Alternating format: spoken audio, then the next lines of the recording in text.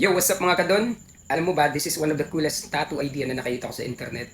So, instead na punuin niya agad ng permanent tattoo, may mga blank frames siyang iniwan intentionally for future memories. Then, every time na may travel, holidays or special event, nilalagyan niya ng temporary tattoos ang mga blank spaces para mag-match sa kanyang experience. So, since nasa Paris siya ngayon, nilagyan niya ng Paris-inspired temporary tattoos ang mga frames. So, ang ganda tignan na para bang buhay na travel journal ang sleeve niya.